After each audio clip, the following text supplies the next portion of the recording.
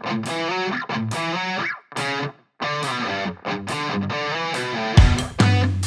everyone, Jaime here. I'm doing a post charity hammer, like adapting to the meta kind of style video, but instead of doing a adapting the list to the meta, it's more of a player perspective, just going over what I learned at the event, um, and the games and being able to play against the best players in the world and what I learned from that experience, and just share some thoughts and maybe some of it could like help everyone improve as players, especially when playing in tournaments and so on.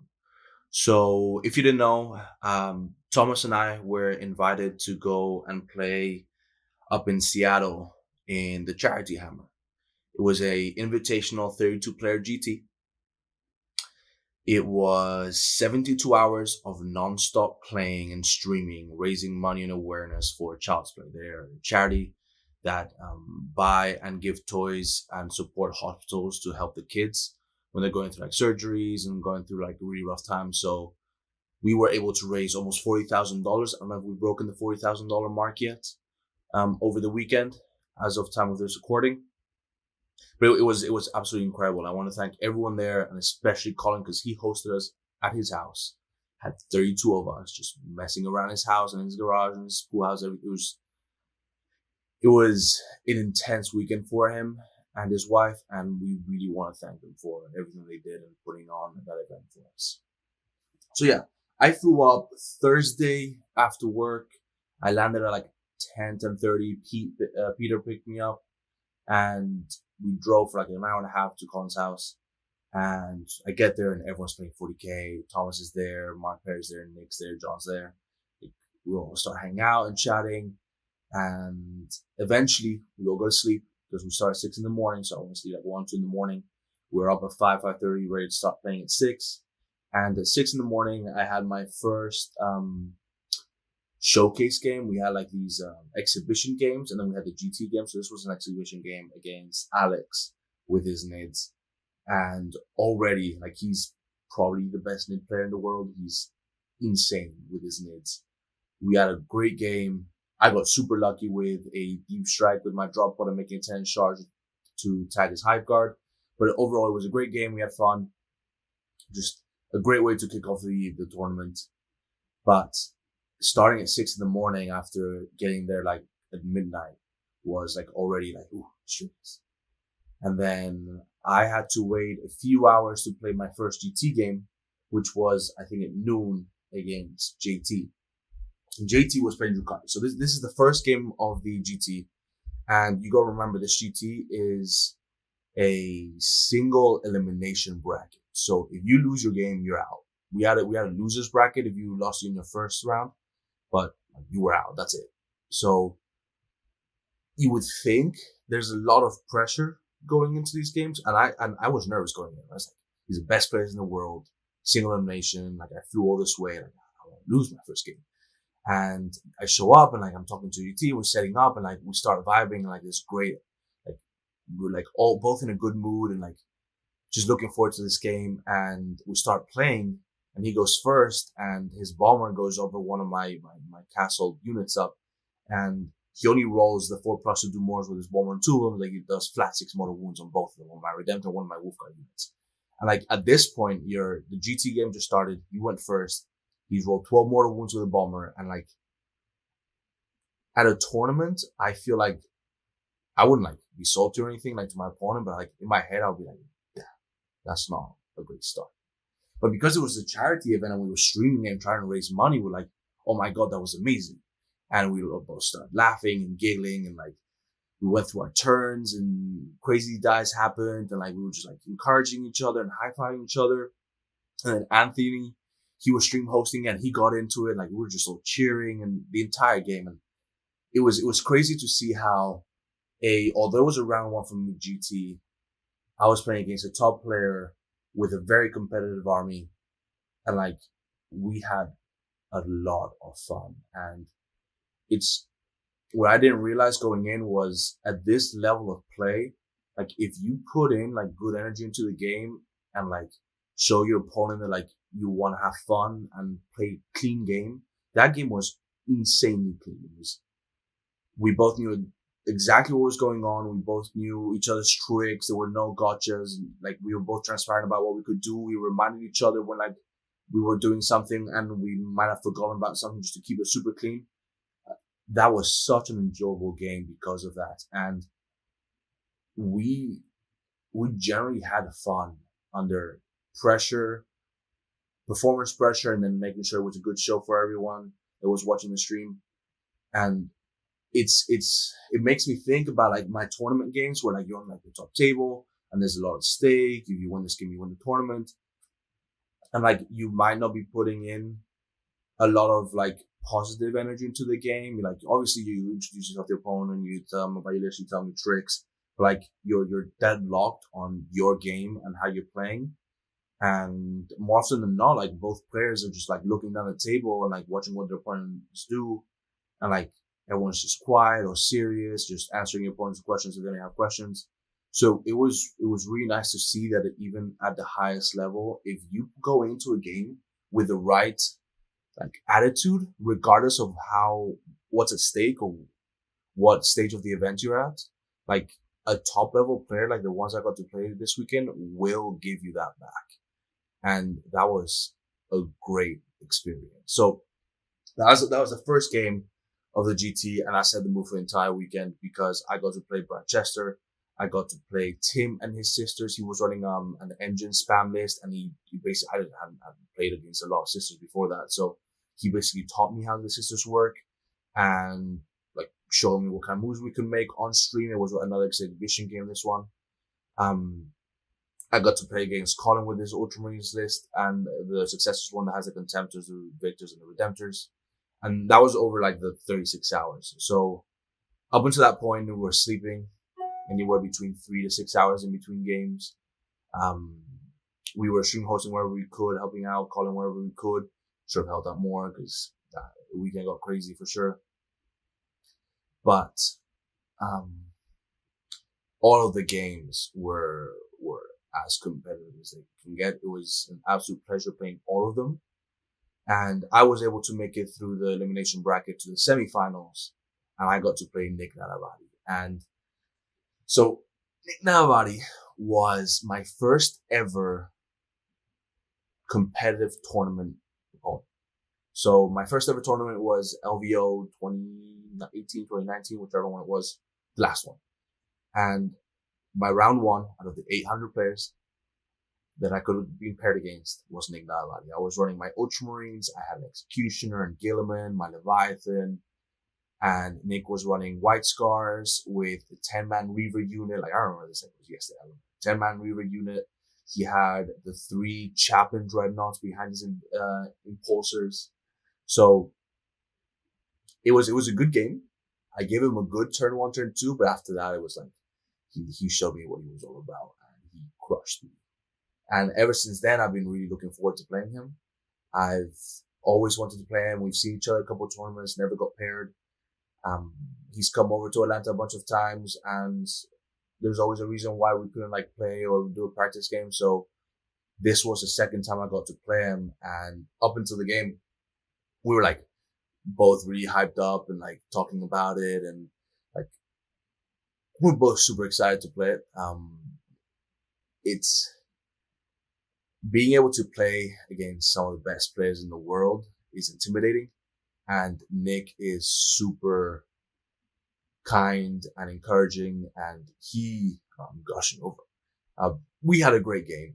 It was super clean. I wanted to give him a super challenging game because he loves those games. He's the sort of player that would, like, wait until you make a mistake and then rip you apart. That's what he's famous for. He plays very strange lists most of the time where you have no idea what it does, and you will go in thinking he does one thing, and he will completely spin around and win the game when you thought you've locked him in. So the entire game, I felt good as I was playing. I felt I was in control. I was happy with my moves, my positioning. I didn't want to go all in. So I didn't want to go all in because I felt like if I went all in with my charges, I would make mistakes, interrupts, positioning, leave gaps open. Like, I think that's what he was hoping for. that's how I've been playing my list. And most of my tournaments, I just go throw everything, just throw the kitchen sink at them and hope you cripple them enough so that they can't win back. And I think that is the complete opposite that I should be doing against Nick. Because, sorry, I'm sitting on the floor because I'm packing to go home to Spain. I'm like, I couldn't hold this. What was I saying? Yeah, I don't want to make any mistakes being too aggressive. So I played very passively. I focused on the mission. I tried to deny him points, and I gave him a great game to go. Like, if I don't say so myself, like it was a good game. One of the best 40k games I've ever played.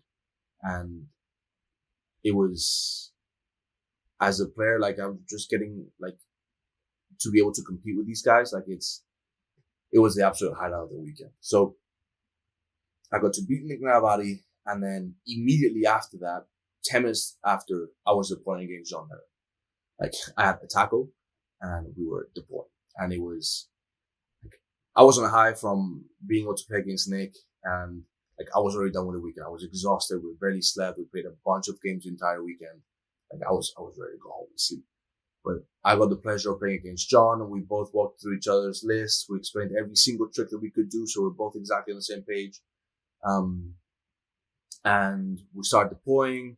We made sure that we were like as even as possible, fixing some of the terrains wherever one of us, like I had a little bit of a way of holding an objective, and we made sure everything was mirrored. And then we started playing, and we were behind on schedule, so we were tight on time. And this is the GT final at the charity hammer. Like this is as competitive as it gets, right? Like I'm playing against the best player in the world. And we were helping each other out. He was like helping me with some rules, and I was helping with like bring disembarking his models. Like I haven't had this experience at a final in a GT ever, where an opponent will help another for them to have their best game possible, so that like it's as good as the game can be. And I feel like subconsciously we did that because we were on stream and this was Charity Hammer. Like we wanted to put on the best show possible, but just thinking about it and how I can use that for my games, it really helps with the tone of the game and the interactions between the player. If what I'm going to aim to do now is whenever I go to a tournament and I'm playing in any round, I will try and feel my opponent I would try and make my opponent feel as relaxed as possible. I'm not gonna like play the game for him, of course not, but what I mean is like, if we're playing on chess clocks, I like to play on chess clocks because it helps me, stick to my plan and not come up with new ideas in the middle of the game that are not gonna work. I'll stick to my plan.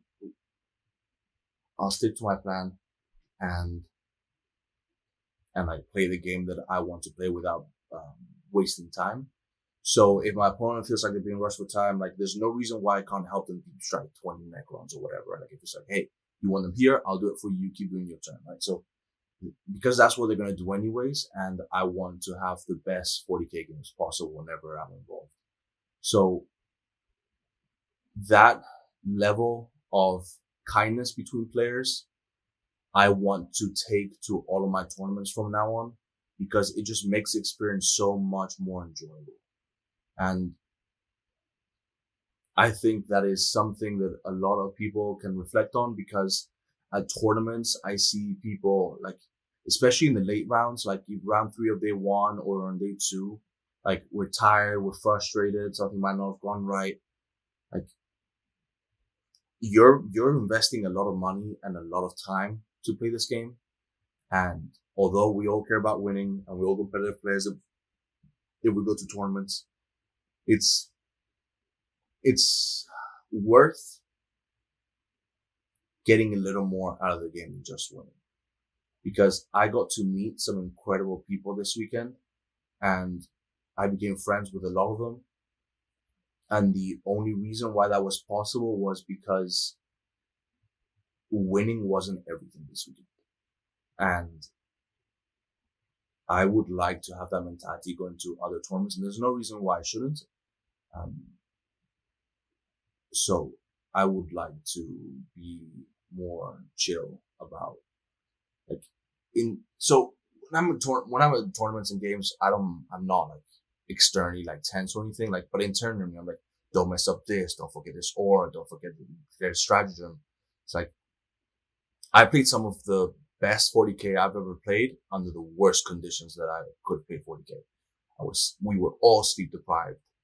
We were all playing at ridiculous hours, like 3 a.m, midnight, like what random hours, like horrible way of playing 40k. And yet I played some of the most clean 40k because I was relaxed and I had a positive approach to the game. At tournaments, like I show up on day one, it's like, don't make mistakes, don't forget the drop pod, um, don't forget to like declare whatever, don't forget to be most objective and so on, right? Like I'm always like internally like tense, trying to not mess up, and that sometimes leads to me messing up. And I would like to have this more relaxed mindset when going to tournaments because I will perform better if I do so. Like I proved it to myself this weekend is I got to play against the best 40k players in the world under the worst conditions, and I did well because I wanted to have fun. And that was my priority, and making sure my opponent has fun. And if I can take that to other tournaments, I would have improved as a player and my opponents will have a better time. And that's the goal, right? So just to reflect back one more time, the things that I learned were the energy that you put into a game, a top level opponent will give it back to you.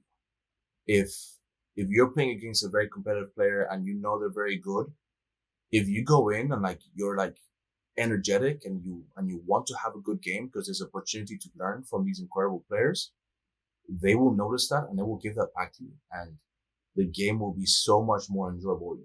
You might lose, but if you were going to lose anyways by being grumpy, like because your opponent rolled 12 mortal wounds with a bomber, you might as well have fun because you're going to lose anyways. So if you're happy, I'm not happy about getting bombed with 12 more wounds, but if you're positive about it, you're more likely to retain and notice things and learn from those games.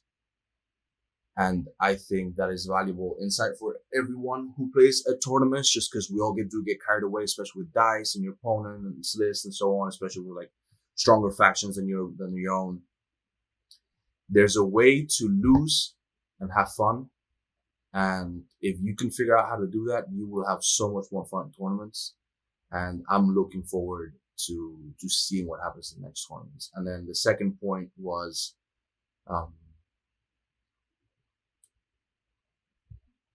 it was late game rounds and in game. So one other thing that I learned from this weekend was in my games, my weakest turns were my late turns. So against Nick, I was doing really well in primary and secondary. I was denying him points. And then his list is works this way. He scores a lot of points at the end of the game, but I hadn't accounted for how many points he was going to score. And it went from a 50-point differential to a 20-point differential in one turn because he exploded and did what Navai does, just pull that points from everywhere and scored loads of points and denied me all my points. I didn't think I scored any points in the last turn.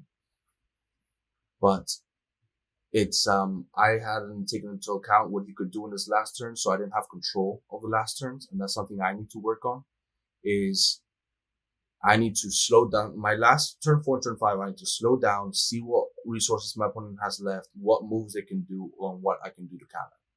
So if you're at a tournament and you're playing a game and it's going very well or very badly in the first 3 turns, the game is not over.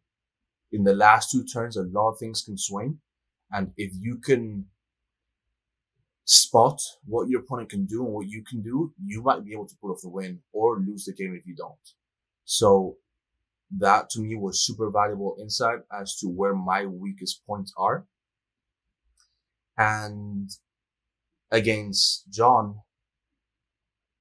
I had him until turn 4, and then I saw the kill and I got bloodthirsty and I sent everything in. I just threw everything, all my units, everyone, just trying to deny him all the points possible, put him against the wall. And lock in the win. And he took all that stuff and just threw it to the side, killed all my units, and won the game. And what he taught me that day was, if I have enough time at the end of the game, in the last turns, manage my resources better, because the game's not over until it's over. And just because I'm winning by 15 points doesn't mean that you can do a 20-point swing in one turn, which is exactly what he did. And I mean, he's the best player in the world for a reason. I need to manage my resources better in rounds 4 and 5 of a game. And if you can reflect back on all the tournament games that you've played, and if you can think about where you lose and you can find a pattern, you will become a much better player if you're able to learn from it and adapt. So for me, that's what I learned. I learned that my weakest turns are turn 4 and 5, where I lose the control that I have from turn 1, turn 2, and turn 3. And I need to be careful and mindful about that when I go to tournaments. But I'm super, super excited. I got to learn a lot from playing the best players in the world. I hope this little bit of a random, maybe a little chaotic, and just got a lot going on right now. I'm exhausted and barely slept all weekend. So thoughts aren't super, super coherent. But I hope this triggers some of your thoughts, just to reflect back on your games, and some things to keep in mind when you go to tournaments. Just go have fun, because it is fun to play competitive games against the top players. If you get to play against the top players in the world, okay, you might lose, but you're gonna learn, and that's great. Honestly, just go have fun and learn. I think that's what we're all about here. So, if this video wasn't too ranty and you enjoyed it, give it a like, give it a sub. I'm gonna start making a lot more videos for the channel, and doing some more opinion-based videos, just reflections, adapting to the meta kind of videos. So if you like them, let me know. If there's anything I can improve on, I know this one's a little ranty. I'll try and sleep more before I do these videos. But yeah, give me your feedback. Let me know what you think. Thanks, guys.